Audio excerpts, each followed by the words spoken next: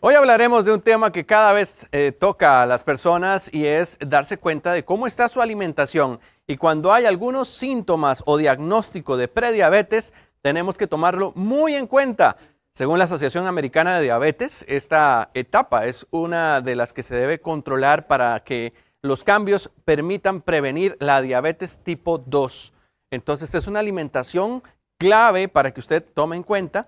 No se trata de dietas extremas, no se trata de elegir mejor, pero, se trata de elegir mejor, no de dietas extremas, pero también usted tiene que considerar que necesita ubicar esos alimentos que son tan importantes en su dieta. Bueno, y para tratar este tema está con nosotros la doctora Carolina Marín, quien nos acompaña en esta sección de ¿qué comemos? Para que usted tome en cuenta también si está en esta condición y para ubicar algunos de estos tratamientos que son tan útiles. Doctora, bienvenida.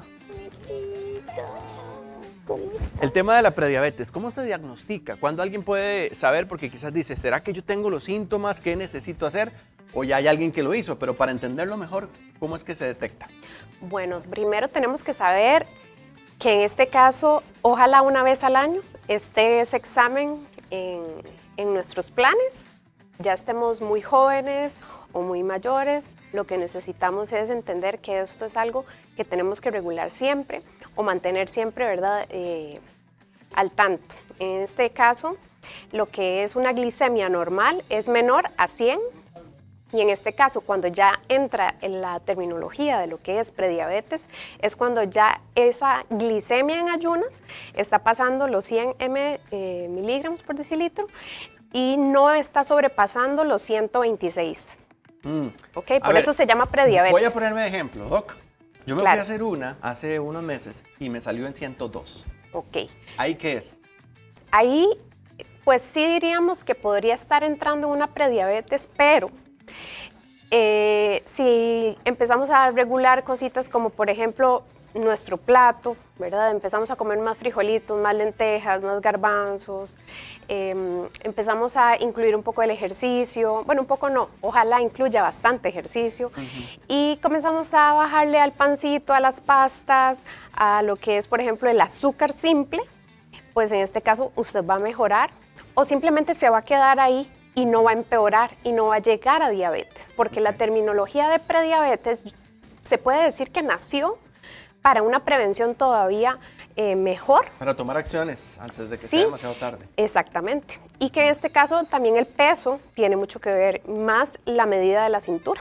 Si uno es dulcero, le gusta lo dulce, también hay que medirse. Exactamente. Porque uno tiene cada postre que se encuentra por ahí tan tentador Exacto. que hay que reducirlo. Ahora, doctora, cuénteme también en el tema de alimentación consciente, ¿qué es lo que nos falta? A veces comemos y no nos damos cuenta qué estamos metiendo en el plato o qué estamos teniendo como nuestra alimentación cotidiana. En estos casos, ¿qué recomendaría entonces para que lográramos reducir ese riesgo que se está presentando? Lo más importante es, como les recalco, comenzar a consumir un poquito más de granos, ya que a veces, hasta por la perecilla de cocinarlos, es que solo aparece el arroz en el plato o la pasta. Entonces, en este caso, si usted mezcla en cantidades adecuadas lo que es frijoles, lentejas o garbanzos con pasta o con el arroz, se van a dar cuenta que no es que el arroz es malo, es que le faltaba ese compañero, por decirlo así, o a esa pasta que no estamos acostumbrados a mezclarlos de esa forma. Y tampoco podemos decir que es que entonces son en cantidades, ¿verdad?, enormes, que ese plato se vaya a rebosar. Aquí lo que necesitamos es tener en cuenta también la actividad física. Es súper importante, creo que parte de que las personas se están enfermando ahorita más de prediabetes o se suena tanto la prediabetes es porque no hacen ejercicio. Pero doctora, vamos a ver, voy a ponerme así como un poco defensor de los que tienen su tiempo súper ajustado, tal vez no practican deporte y no saben qué hacer. Entonces, complementar la alimentación con actividad física, ¿cuál sería también esa recomendación? Porque tiene que haber como ese balance entre lo que quieren empezar a hacer y que le sume a este proceso de alimentación. Sí, definitivamente el ejercicio o la actividad física tiene que ser parte de esa receta. ¿Qué sería recomendado? ¿Qué sería como para empezar a hacerlo? Como para que se animen. Con solamente salir a caminar o moverse en ese espacio pequeño que tienes en el cuarto, en donde, bueno, en aquellos tiempos, ¿verdad? Que hacíamos aeróbicos. Entonces, es cierto, con la pantalla en el televisor ahí viendo. Entonces, por ejemplo, algo así. Ajá. O por ejemplo, digamos, ahorita a la gente le gusta hacer kickboxing. No necesitas tanto espacio. El tema es moverse. Okay. Tienes gradas, sube y baja las gradas. Moverse que tenga el efecto del sudor, como para saber si hizo ejercicio, o cualquier movimiento que considere que es constante. No diría que tanto el efecto del sudor, porque hay personas que no sudan tanto, ¿verdad? Entonces creen que no hicieron el ejercicio suficiente porque no sudaron, pero en realidad es muévase 30 minutos, aparte de lo que usted suele moverse, lo normal en su día a día. Ok, eso es importante. Ahora, viendo la rutina de la comida también, ¿qué recomendarías en un desayuno? ¿Cuál sería un desayuno que ayudaría a mantener ese balance? Porque a veces nos pasa que tenemos el deseo de mejorar nuestra alimentación, pero ya no sabemos ni qué hacer y nos aburrimos de comer siempre lo mismo. Y también está el tiempo, como dijiste antes. Entonces, no tengo el tiempo para hacer el gallo pinto. Entonces, entra el pan.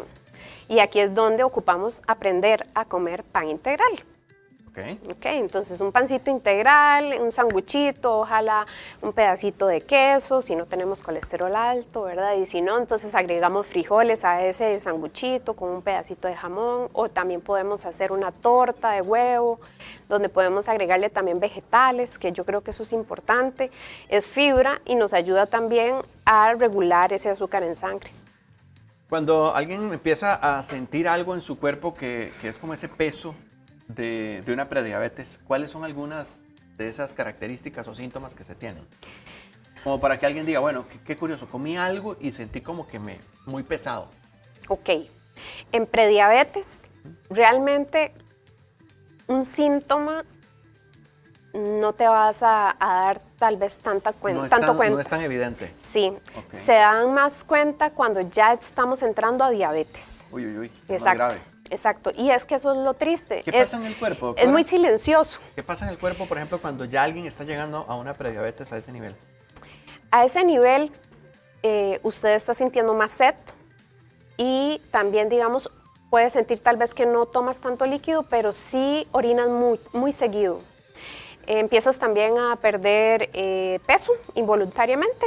No estás haciendo tal vez ningún plan de alimentación, no estás implementando nada para bajar y nada más estás notando que bajas y bajas muy rápidamente, muy rápidamente. También, por ejemplo, la persona siente mucha hambre y eso es porque tenemos que entender que la diabetes, ¿verdad? Ya ahí es porque hay una enfermedad. Entonces, estamos hablando de que esa llave que me abre la puerta, o sea, el azúcar, necesita esa llave para entrar a la célula, ya no está. Y ese azúcar en sangre entonces anda elevadísimo cada vez que yo consumo un alimento que tenga carbohidratos, va a elevar mi azúcar en sangre, o sea, y va a seguirse acumulando y no hay nada que le abra la puerta para que pueda entrar a la célula y se baje. Entonces ahí están haciendo fila ese montón de azúcar, digámoslo así. Claro. Entonces, ¿qué pasa? Esa es la reacción que hace el cuerpo, pero recuerden, ahí ya estamos en una etapa bastante grave. No hubo el cuidado de prevenir también esa prediabetes o de cuidar que no avance esa prediabetes, porque la idea de la prediabetes es que prevengamos que se desarrolle la diabetes, que ojalá quede ahí en prediabetes, ojalá que no se desarrolle más. Doctora, y en este caso también, bueno, ya dijimos, hay formas de prevenirlo, pero también el tema genético puede ser hereditario, la diabetes. Sí, definitivamente. Hay diabetes porque afecta a nivel inmunológico, por medio de lo que es, como lo que dices, la genética, que en este caso es hereditario, o sea, ya lo desarrollas porque en tu familia tal vez ese gen ya está dañado y simplemente tu páncreas ya no genera suficiente insulina y te da la diabetes que llamamos en tipo 2, porque la desarrollas con el tiempo y ya no hay nada que hacer. Pero existe otra que se llama tipo 1, hablando de diabetes, ¿verdad? Que esa es atacando, digamos, el sistema inmune, tu cuerpo está atacando tu sistema inmune y simplemente ataca el páncreas y deja de funcionar. Ese es como decir, el que por sí solo tu cuerpo atacó el páncreas y ya se dio, queda más en los niños, en los adolescentes, bueno, en personas jóvenes y se detecta obviamente por medio de exámenes de sangre. Claro, y si hay un familiar, entonces con mucho más razón tener pues sí, esos cuidados más voluntariamente intencionados hacia eso que la alimentación nos invita. Exacto. Ahora, doctora, en el caso de los almuerzos, a ver, pongámosle ahora el ejemplo del almuerzo, Ok. que a veces uno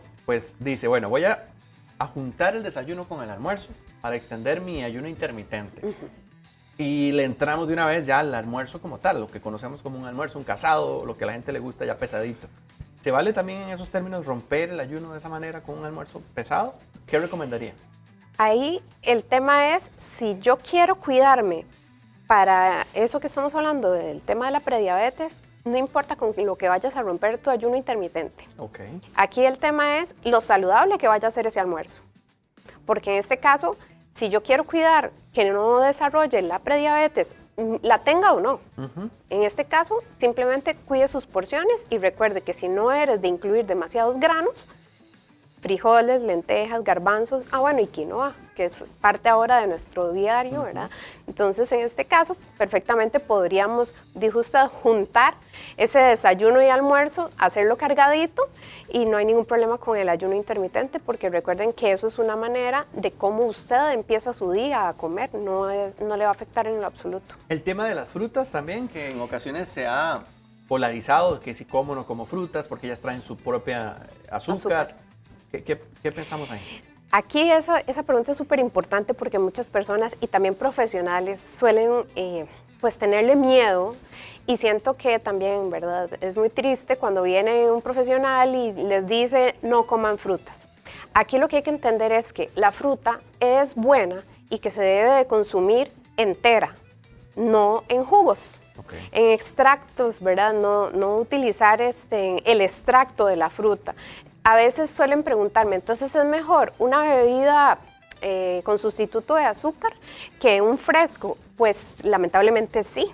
¿Por qué? Porque ese fresco a veces es pulpa y ese extracto lamentablemente, si también vas a ese camino de desarrollar prediabetes, lamentablemente pues es mejor el fresco, digamos que artificial, que tiene sustituto, que ese montón de azúcar extraída que está ahí líquida, ¿verdad? Y lamentablemente por eso es que se contradice en el tema de, mira, y entonces la fruta es mala. No, la fruta no es mala, todo con medida y en este caso que la fruta sea consumida entera.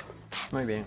Doctora, y en los espacios de comidas que a veces no respetamos horarios, ¿puede afectar también eso un poco en el proceso digestivo y de ingerir alimentos que ayuden a controlar la prediabetes?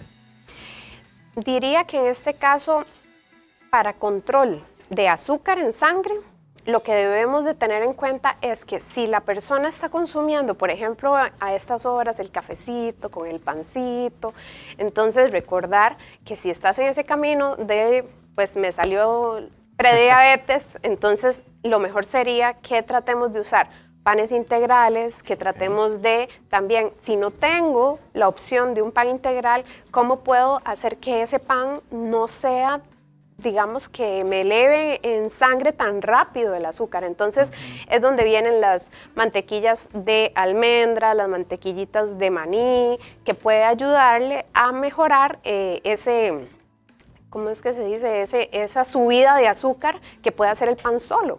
O ponerle también una cucharada de aguacate al pan, ¿verdad? Eso también puede ayudar. Y también el agregar vegetales a ese pan. O sea, es hacernos como un sanguchito saludable y que no traiga, por ejemplo, jaleas, porque no vamos a ponerle mantequilla de maní jalea, no. Y sí creo que algo muy importante también es que si no es un pancito y es una galleta, también buscar en esa información nutricional si esa galleta de verdad trae la fibra necesaria para que sea de verdad integral, porque a veces nos venden productos que dicen que es integral y pues no lo es. Claro, y es súper importante esto. ¿Es normal que uno diga siempre que quiere algo dulcito después de comer? No.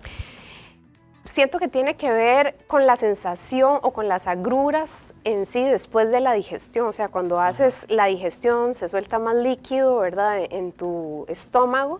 Y si ese líquido está pues creando agruras, entonces esa sensación pasa a tu paladar y ahí es donde sentimos esa necesidad de querer consumir el confitito después del almuerzo, ¿verdad? Típico. Bueno, para cuidarse mucho, que es lo que invitamos acá en Llegó la Hora. Doctora, ¿dónde la pueden localizar para que también pueda atender esas inquietudes que quedaron sobre el tema? Claro, me pueden contactar por WhatsApp al 8848-0865 o bien también puede ser por Facebook como Caro Marín Nutricionista o en Instagram caro.marin_nutricionista. Excelente, muchísimas gracias. Muchas gracias a ustedes. Gracias por acompañarnos y bueno, seguimos con más de Llegó la Hora.